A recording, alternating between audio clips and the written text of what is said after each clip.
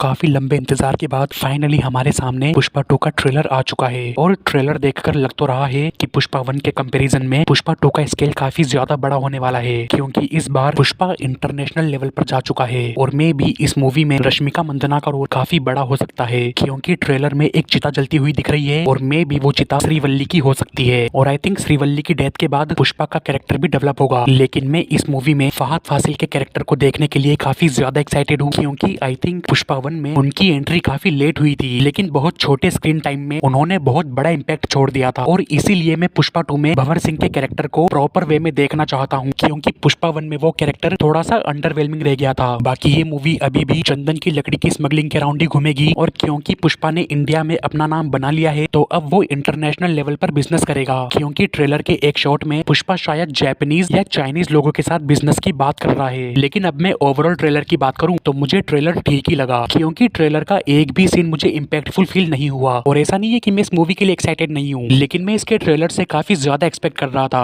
और एक बात तो मैं लिख कर देने को तैयार हूँ कि अगर पुष्पा 1 में अल्लू अर्जुन नहीं होता तो उस मूवी का हिंदी डब कभी भी थिएटर में रिलीज नहीं होता। अब देखो, मुझे पुष्पा 1 बहुत ज्यादा पसंद नहीं आई थी, और पुष्पा 2 के ट्रेलर को देखकर भी ऐसा ही लग रहा है कि पुष्पा 1 में हमने जितने भी फैन सर्विस वाले मोमेंट्स देखे थे वो सभी फैन सर्विस वाले मोमेंट्स हमें पुष्पा 2 में भी देखने को मिलने वाले हैं। लेकिन मैं सच में चाहता हूँ कि मेकर्स पुष्पा 2 को सीरियसली ले, क्योंकि फैन सर्विस के चक्कर में कई बार सीक्वल सफर भी करते हैं। लेकिन आई होप कि पुष्पा 2 पुष्पा 1 के कंपैरिजन में थोड़ी बेटर निकले, क्योंकि अगर पुष्पा 2 भी पुष्पा 1 जैसे ही निकल गई तो इस बार ऑडियंस सच में पुष्पा को झुका देगी।